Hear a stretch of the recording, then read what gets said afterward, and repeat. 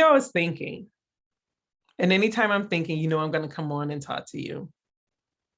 But I woke up grateful today, grateful for this day, grateful for another day. Here we are on April 12th, and today marks 11 years since I was declared cancer-free. So of course I'm grateful for that, even though sometimes I'm like, I can't believe, one, that was my life. I really can't, but I can't believe the time that has gone by. Like, that's crazy. 11 years since my first cancer diagnosis and cancer-free anniversary.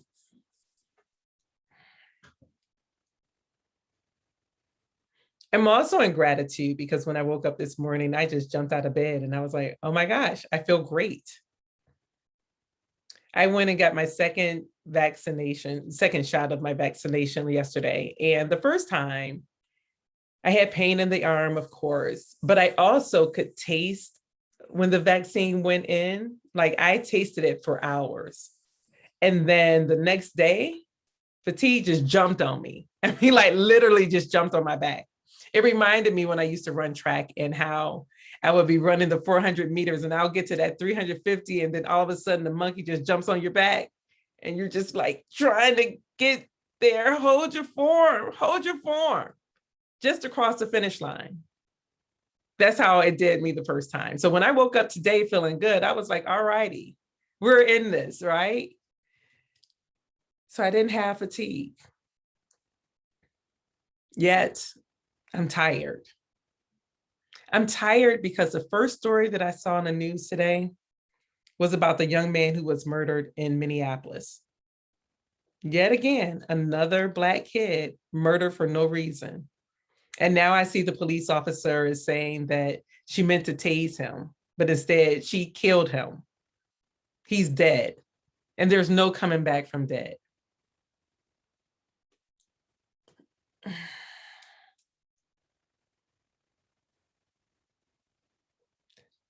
Death is something we're all going to have to face at some point.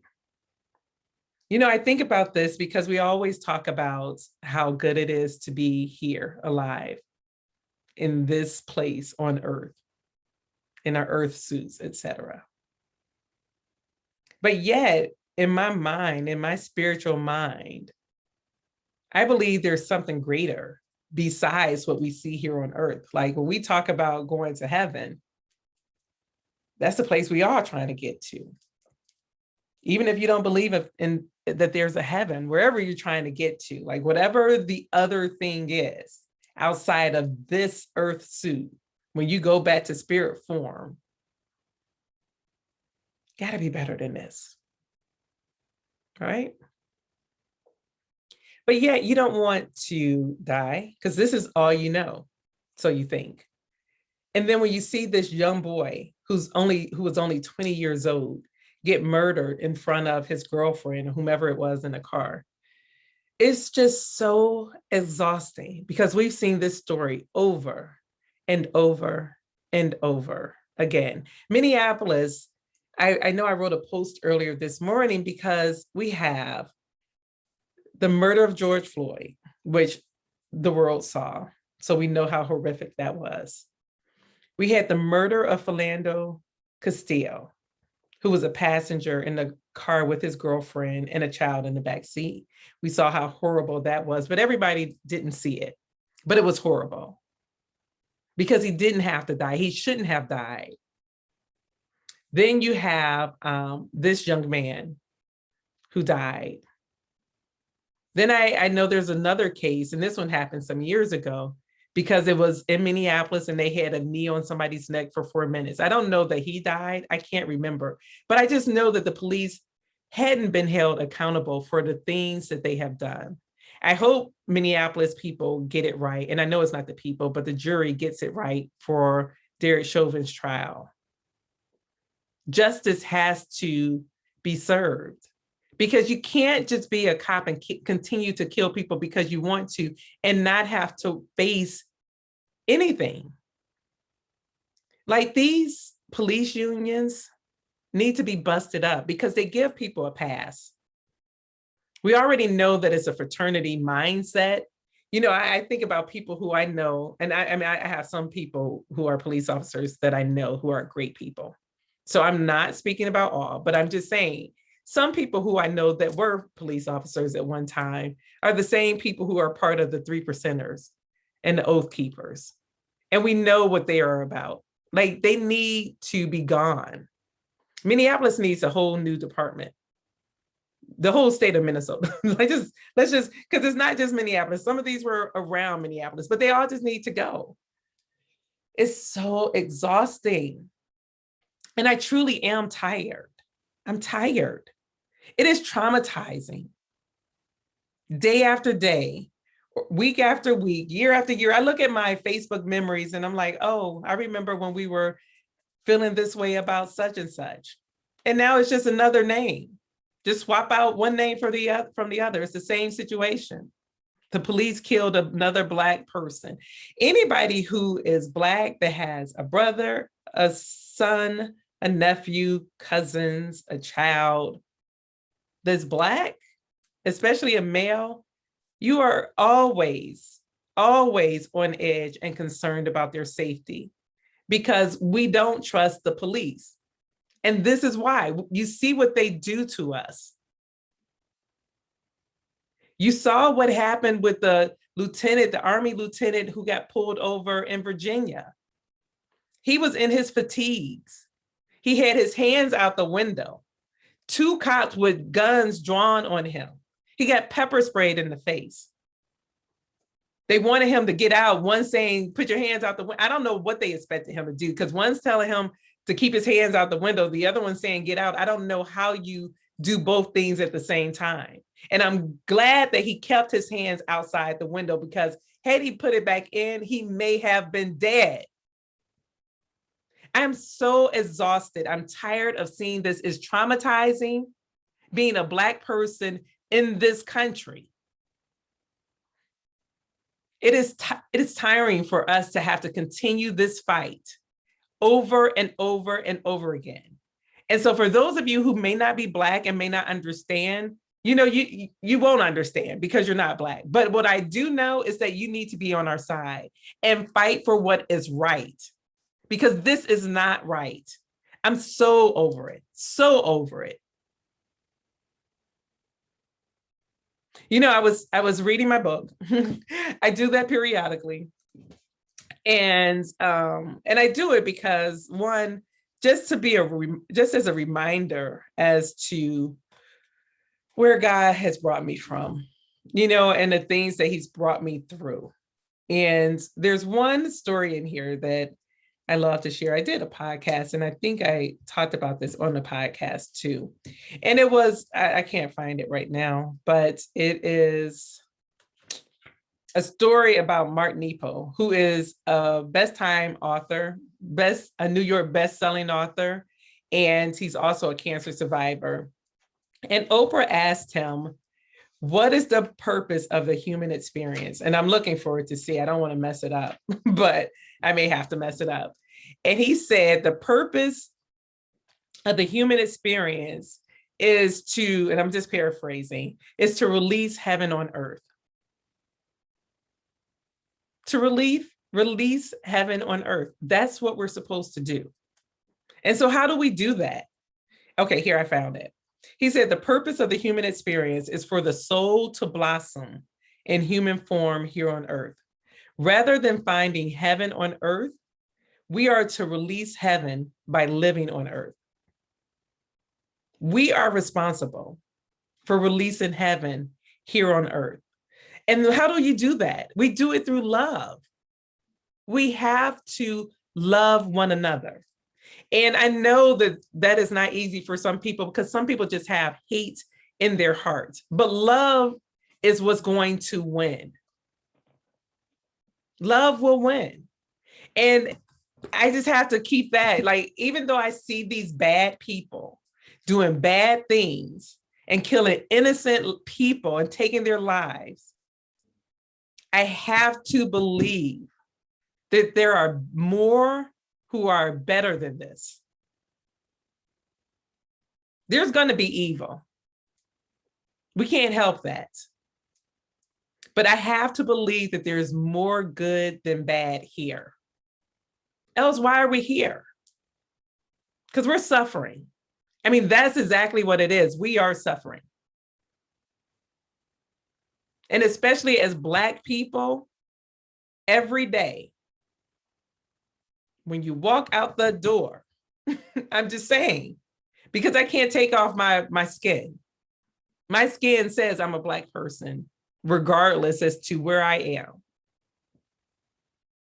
Every day, we have to live with the hope that we don't get pulled over by the cops. And if we do, that the cops don't have their guns drawn at us for no apparent reason. People wonder why you have to have conversations with little kids, telling them, if you see a cop, this is what you do. And I'm saying little kids, meaning, your young kids between, I don't know how young they start, but I know that I've had to have a conversation with my nephew. Because little kids, my nephew is probably 6'3", 6'4", a good 16 years old with a mind of a 16-year-old. And, just not mature. But if you look at him, he looks older to some people. Now, I look at him and I see just a tall 16-year-old kid. But we know how some people are threatened by brown skin.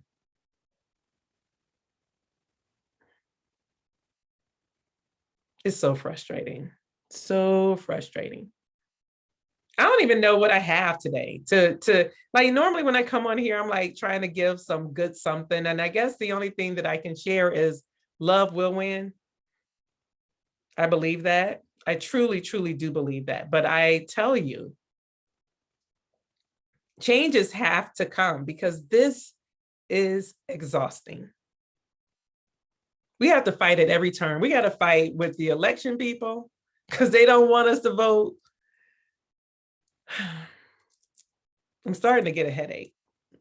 I don't think it's from the vaccine. I just think it's from the stress of this day-to-day occurrence.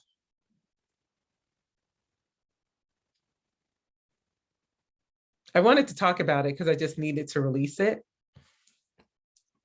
And hopefully in me releasing it, it'll help me out. And it's cathartic because I was just feeling some kind of way today. And yeah, I'm still grateful. I'm still grateful to have life. And my desire is that while I do have life here on earth, that I do what I'm supposed to do, what I'm purposed to do. And really, this is motivation for me to get serious again with doing what I'm supposed to do. Like I always say, I feel that I know what my purpose is, which I know a lot of people search for their purpose. I feel like I know what my purpose is. I just need to get more in action. Like I need to just put the foot on the pedal and not let up, because this is the one life we get. And, according to, oh gosh, why can't I think right now? I've been having all kind of moments today, and I guess it's just because I'm stressed. But according to Dr. Miles Monroe, that's who I was thinking about, who talked about how the cemetery is the richest place in the world because there lies untapped potential and unrealized dreams. And every time I think about that, I think about how I don't want to leave here with potential still locked inside of me, my dreams not realized. I truly want to leave here on empty. And so I got to get busy. I got to get busy. And I hope you get busy too. One thing that I do know is that I cannot allow these situations to consume me because they're not healthy. They're not serving me. They're keeping me aware, and I need the awareness for sure, but I can't harp on it. I'm going to come back and do another video on the whole DMX thing because that had me restless for a few nights. And I know some of you may not have realized that I'm a DMX fan. Some people think I'm like so professional that I don't do hip hop and all that, or cuss and, all of that. And I just laugh because that's so not me. Now, I'm really not into that aggressive hip hop as much, but I did love me some DMX. So I'm going to come back and talk about that story, and not necessarily, I mean, we've heard a lot about him, but really in regards to what me and that restlessness that I had for those couple of days, what I got out of it. And so that probably will be later on this week. I'm only dressed up today because I had to do, and I'm saying dressed up, I'm not dressed up. I have on my superhero necklace, as you can see. I don't know why it does this. I haven't figured it out yet, but I have on makeup. But I am not, I don't need it on because I have an eye infection. It's almost gone, but if you look a little bit, you may be able to see it. I'm not going to tell you which eye it is, but you may be able to see it for yourself. But I need to get that to heal first, and then I'll come back and do a video about DMX and that whole situation. Just because it was one of those moments for me, and I always try to pay attention to what life is trying to teach me in a moment. So that is it.